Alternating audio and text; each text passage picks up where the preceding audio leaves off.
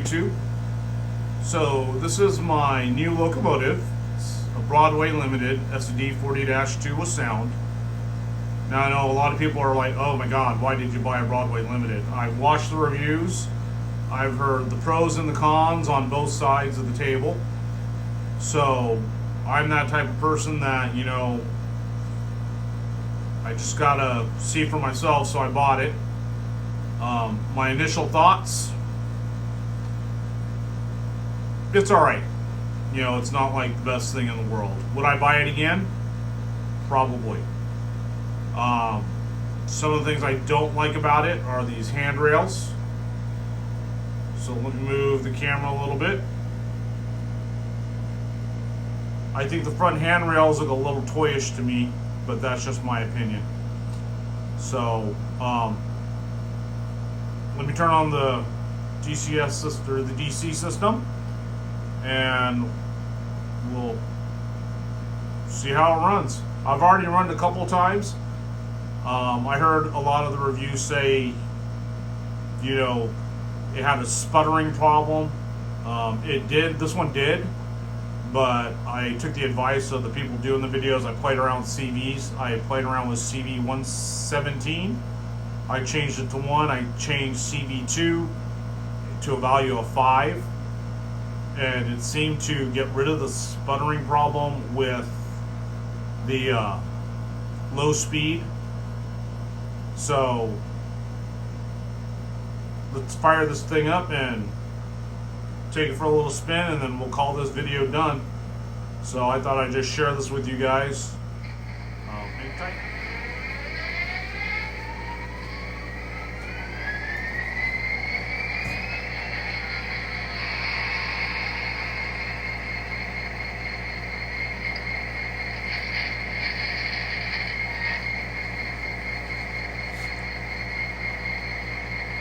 Alright, there's the startup sequence as soon as you turn it on. So, hooking up my throttle. Let me acquire this thing.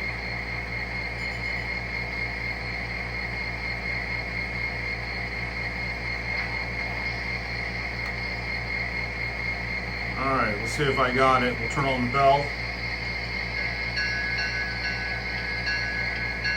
There's the bell.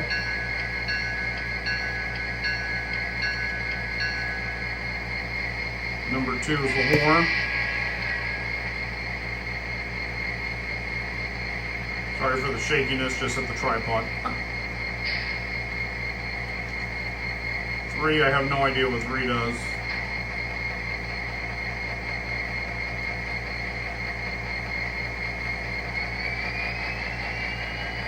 So 5 apparently is revving up the RPMs.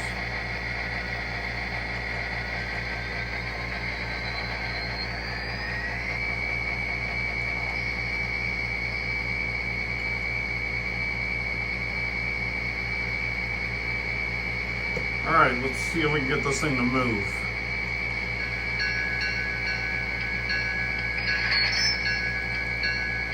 That is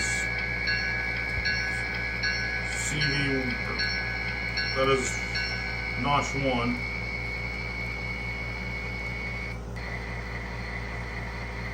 So that's another thing I've heard, that it has issues going over plastic frogs, so there's that one. It's the only issue I've had so far. I can't figure out how to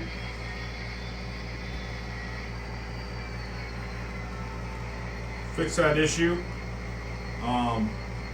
For me, that doesn't bug me as much, but that was at speed step 1. This is at speed step 3.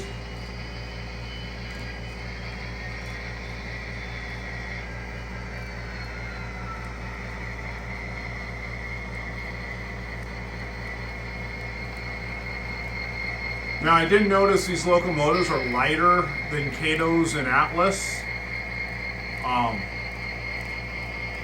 One of the reviews was that it tends to wobble the chassis. I have to agree with that. It's very light.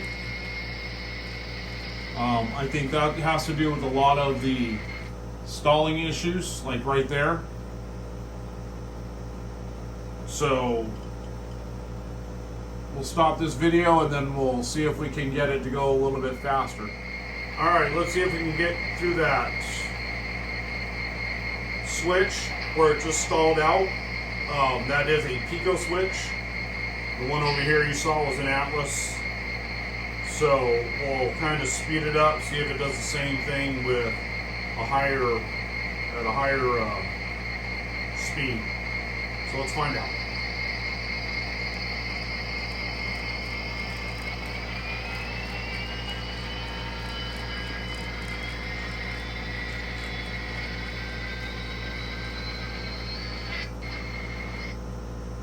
So apparently we do.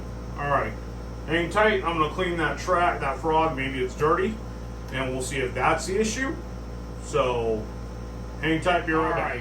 So while I was cleaning the track, before I put it back on camera, I ran the locomotive through that switch, going straight towards furniture company. For some reason, it doesn't. It dies. I don't know. But if we go to the left, we don't have an issue. So check it out. So maybe the switch. So another thing I did hear on a lot of the reviews is that if you got some issues with your track, this thing will find it. And I'm finding out this is true. So here we go. We're going to the left on this. Let me move those locomotives. Oh, wrong way. I have figured out how to turn on the ditch lights using my Digitrack system. So let me move the camera closer to that switch, move those locomotives, and then we'll run this thing through that switch and then call this video done. Hang tight, be right back. Alright, here we go.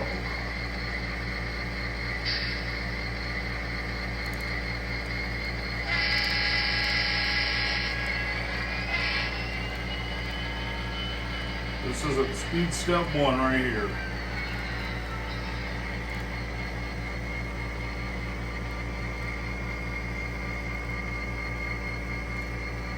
Cut of cars here, I think I'll pick them up.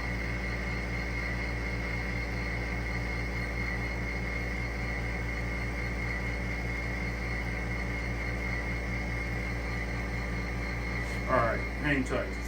Alright, so we hooked up to a cut of cars. So, let's see what we got going.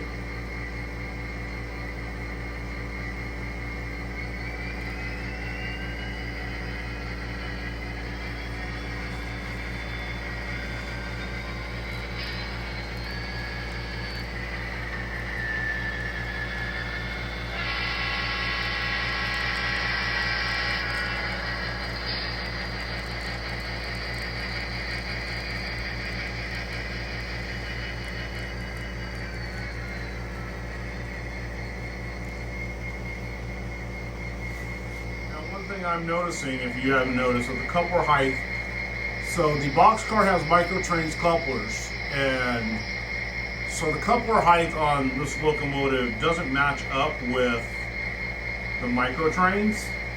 So that's another complaint I heard about it, is you have to, the coupler height's too high. So I think what I'm going to do is just change those out to a lower shaped coupler to make it match up. So anyway, let's finish up this video by watching this train haul this cut of cars into the yard.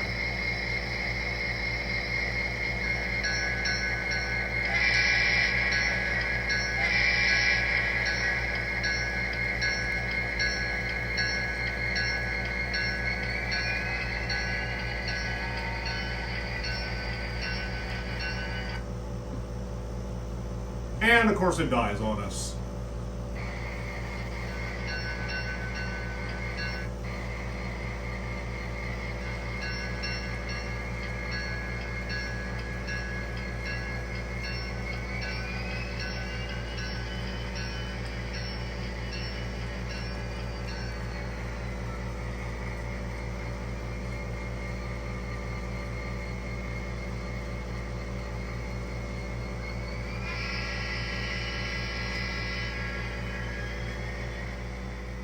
All right, what's my opinion on this thing?